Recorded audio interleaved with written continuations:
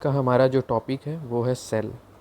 Cell जो होता है, तो इंट्रोडक्शन में बताते हैं कि ये एक बेसिक यूनिट ऑफ लाइफ है। साथ में सभी लिविंग बींग्स जो होते हैं वो ब्लॉक ऑफ सेल्स से बने होते हैं। यहाँ पे मैनी ब्लॉक ऑफ सेल्स का कहने का मतलब है कि टिश्यूज़ से ऑर्गन एंड ऑर्गन से ऑर्गन सिस्टम, जिससे सभी लिविंग बींग या लिविंग ऑर्गेनिज्म बने होते हैं।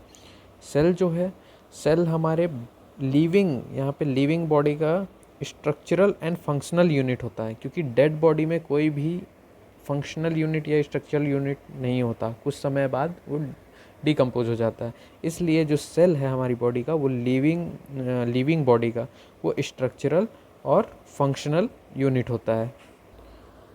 सेल्स की जो कैरेक्टरिस्टिक्स हैं, जैसे कि ईच सेल, जो कि हर एक सेल में पाई जाती हैं, वो कौन कौन सी चीज़ें हैं। जैसे कि पहला है कि ये नीड करती हैं सभी सेल्स न्यूट्रिशन को और ऑक्सीजन को। सभी सेल्स को न्यूट्रिशन और ऑक्सीजन चाहिए। ये प्रोड्यूस करती हैं its own energy necessary for growth, repair and other activities. वो खुद ही अपनी ग्रोथ, अपनी रिपेयर और अदर एक्टिविटीज़ करती हैं और खुद की एनर्जी खुद से ही डेवलप करती हैं। साथ में एलिमिनेट करती हैं ये कार्बन डाइऑक्साइड को और अदर मेटाबॉलिक वेस्ट को। साथ में मेंटेन करती हैं मीडियम को, जो कि इन्वायरमेंट में जब सर्वाइवल के लिए इम्पोर्टेंस है। इसके बाद रिस्पॉन्स करती हैं अगर कोई भी हमारे बॉडी में टॉक्सिक सब्सटेंस या बैक्टीरिया हमारे बॉडी में अंदर की ओर आ जाता है, तो ये इमीडिएट रिस्पॉन्स दिखाती हैं ताकि उसको जल्दी से जल्दी बाहर किया जाए। साथ में ये जो रिप्रोड्यूस होती हैं वो होती हैं डिवीजन से, लेकिन एक एक्सेप्शन होता है जो कि है न्यूरॉन्स। वो कभी भी रिप्रोड्यूस नहीं होता।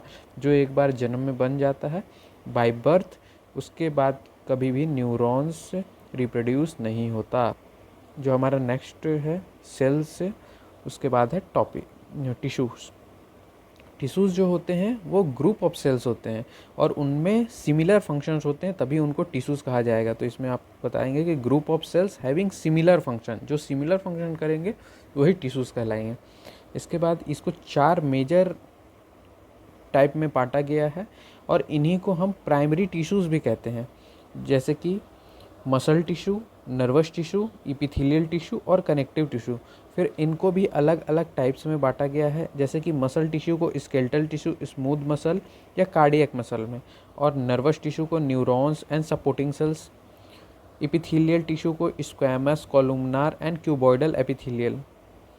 इसके बाद कनेक्टिव टिश्यू को connective tissue proper, cartilage and blood. यहाँ तक कि ब्लड भी एक टिश्यू है, आप जानते हैं।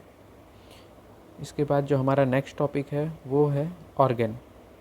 ऑर्गन जो होता है वो टिश्यू से मिलकर बना होता है। तो इट इज़ फाउंड बाय 2 और मोर प्राइमरी टाइप्स ऑफ टिश्यू। यहाँ पे जो हमने 4 पढ़े हैं उसमें से कोई भी 2 जो होते हैं वो मिलकर बनाते हैं ऑर्गन को। ऑर्गन जो होते हैं वो 2 टाइप्स के होते हैं। एक होते हैं हॉलो ट्यूबुलर ऑर्गन, या फिर उन्हें ही हम ट्यूबुलर ऑर्गन बोलते हैं या हॉलो ऑर्गन बोलते हैं। फिर जो दूसरे हैं वो है कॉम्पैक्ट या फिर पैरेन्काइमल ऑर्गन। तो दो टाइप्स के ऑर्गन होते हैं। इसमें से जैसे कि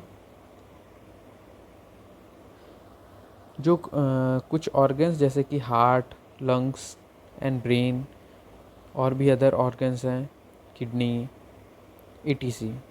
अब हम बात करेंगे कि ऑर्गन सिस्टम क्या होता है। तो ऑर्गन से मिलकर बना जो होता है वो होता है ऑर्गन सिस्टम, उसे ही हम ऑर्गन सिस्टम कहते हैं।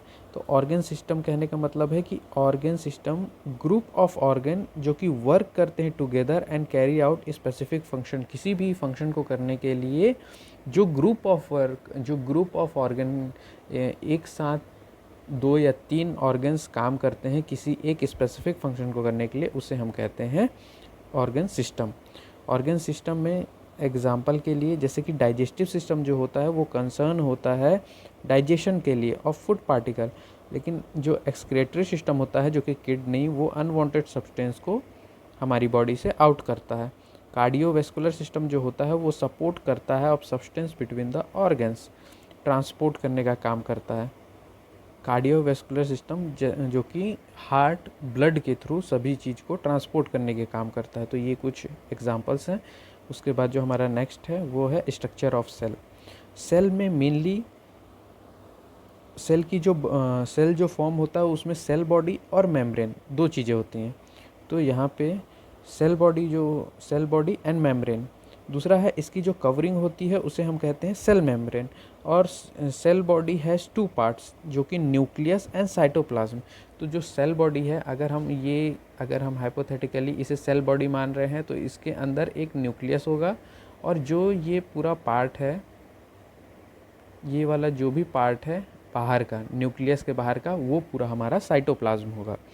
तो इसे हम 3 पार्ट में या 3 कैटेगरी में बांटते हैं, जो कि है cell membrane, cytoplasm and nucleus.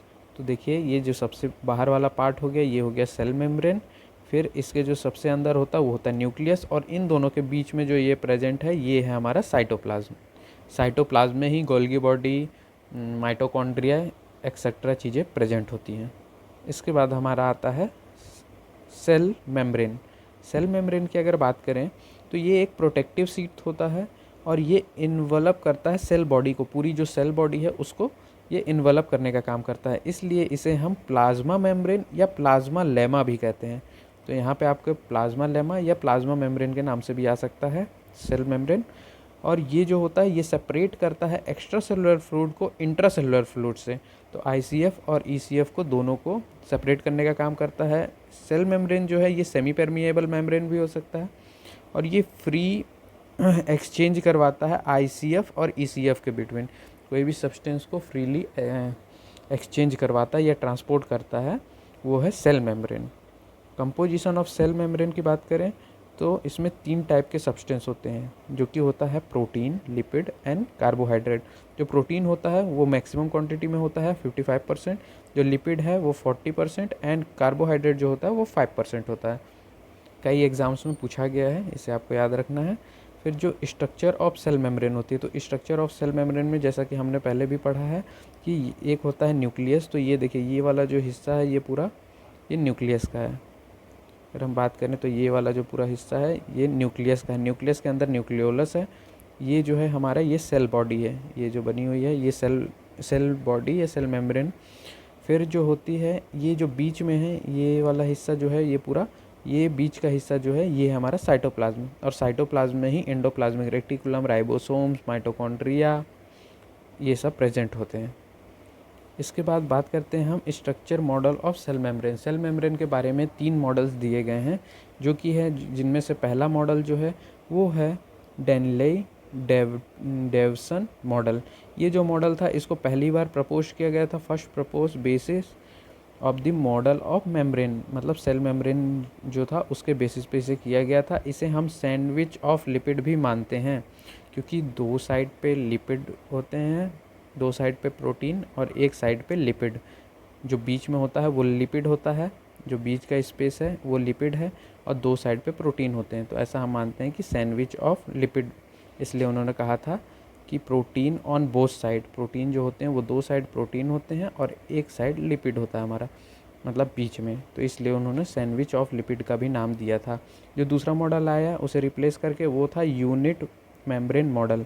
Unit membrane model जो था वो था इलेक्ट्रॉन माइक्रोस्कोपिक स्टडीज़ के बेसिस पे। तो आपको याद रखना कि किस बेसिस पे, जैसा कि इन्होंने बेसिस किया था मॉडल ऑफ मेम्ब्रेन, लेकिन इन्होंने यूनिट ऑफ मॉडल को किस बेसिस पे, इलेक्ट्रॉन माइक्रोस्कोप स्टडीज़ के बेसिस पे, जो कि हैं जेडी रॉबर्टसन, इन्होंने किया था, रिप्लेस किया था इसे। फिर जो हमारा तीसरा मॉडल है वो हमारा फ्लूइड मॉजिक मॉडल, जिसे आज भी माना जाता है। ये 1972 में जो कि सिंगर एंड निकोलसन ने दिया था, S J. Singer and G L. Nicolson ने प्रपोज किया था। इसे फ्लूइड मोज़ेक मॉडल के नाम से भी हम जानते हैं। साथ में इस मॉडल को साइंटिस्ट अभी तक मानते हैं, टिल नाउ ये मॉडल एक्सेप्ट है। और इसके साथ ही जो ये मॉडल है, इस मॉडल में बताया गया है कि फ्लोट करती है lipid instead forming the layer of sandwich of model. मतलब उन्होंने जो इसके पहले रॉबर्टसन ने बताया था उसे ये डिग्रेडेट करते हैं कि ऐसा कुछ सैंडविच नहीं बनता है, जबकि प्रोटीन जो होती है वो फ्लोट करती है लिपिड लेयर पे। तो ये ऐसा बताते हैं। और यहाँ पे एक और चीज़ बताई गई है कि mosaic means pattern formed by the arrangement of different colour pieces of stone, tiles glass and other, मतलब वहाँ पे बहुत सारे ऐसे वो मिलते हैं जिनको इन्होंने स्पेसिफाई कर करके बताया है ऑर्गेनल्स जैसे कि, तो वो सब चीज़ें यहाँ पे बताई गई हैं। जो ऑर्गेनल्स हैं उनका जो वीडियो बनेगा वो अलग पार्ट में मिलेगा आपको, और इसका जो PDF है वो आपको हमारे टेलीग्राम चैनल पे मिल जाएगा, उसका लिंक डिस्क्रिप्शन बॉक्स में आपको मिल जाएगा।